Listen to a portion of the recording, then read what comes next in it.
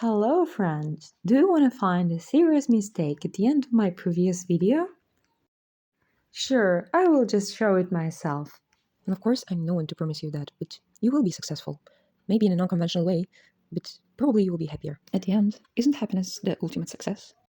Nice job, genius! From passing from the cult of success to the cult of happiness. But actually, come on, it isn't that bad because now I have a chance to make another video. Another video that will suck, but fine. And maybe for some people this thought may be weird because the mind trip I had in thinking about it is kind of absurd. It's not so strictly related to psychology and individual emotions, but to sociology, internal factors, external factors, and philosophy. So let's consider all the different factors and prisms of the world you're actually living in. To understand, does happiness even exist? Let's start with the most difficult one, shall we? Wow, that is amazing. There's a foundational idea in string theory that the whole universe may be a hologram. What do you mean? Oh, Well, the holographic principle suggests that what we all experience every day in 3 dimensions may really just be information on a surface located at the farthest reaches of our cosmos. So it's possible that our lives are really just acting out a painting on the largest canvas in And the that universe. the person was not just bullshit, so, well, live with it. I'm not a professor in physics, so don't take my word for granted. But in case you've never ever heard about string theory before, which I honestly doubt, this thing you've probably seen 1,000 times in your school books is not a particle. Well, at least it doesn't look very close to a particle. But this stuff represents a particle much more than you may think. For a long time we just represented particles as points. And it's kind of logical because zoom out anything you want enough and it will be a little dot. And you will ask me, but okay, how the hell does this relate to my happiness and why should I keep watching? Well, you shouldn't keep watching, and this is your opinion, but in my opinion, it relates. Because how often do you stop and think about your reality? And where do you actually live? Is your interpretation of reality somehow connected to the physics of nowadays, or to religion, or to your cultural beliefs, something your ancestors left you? And are you sure the reality you're living in is actually the reality?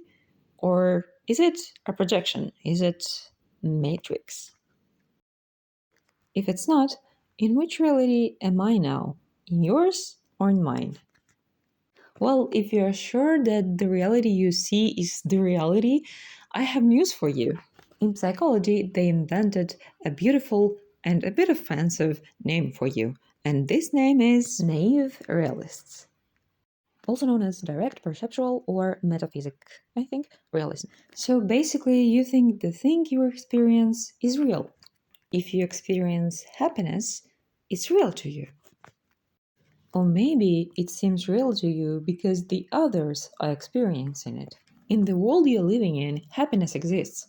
But is it the same for everyone? Is this concept and the world the same for everyone? Because apparently, for this one guy named Arthur, happiness does not exist at all. Because just like me, Arthur was a pessimist, and his idea was that life swings like a pendulum, backward and forward between pain and boredom.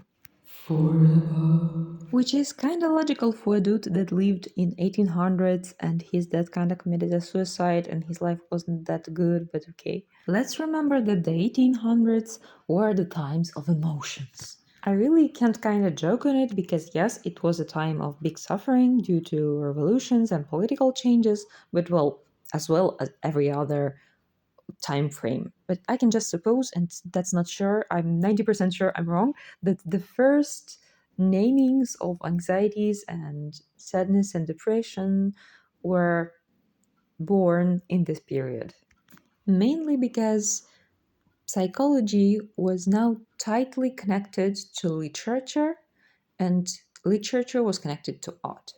Take, for example, naturalistic movements. Pardon my French, Zola and the Rougon-Macquart, which describes a troubled life of a family, well, two families actually, or Les Misérables dans Victor Hugo. The first is closer to the naturalism movement, the second to the Romanticism movement, but both are in the same century. So everyone lives in this time of depression, sadness, big emotions, and it's natural that there is not place for so much happiness.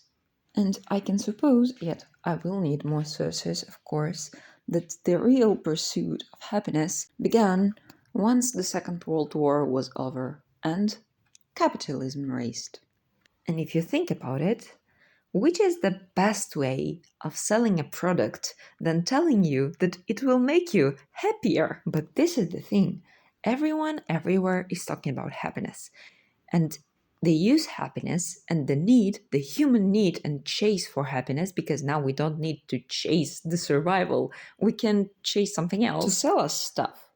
But before buying the next thing, just stop and think.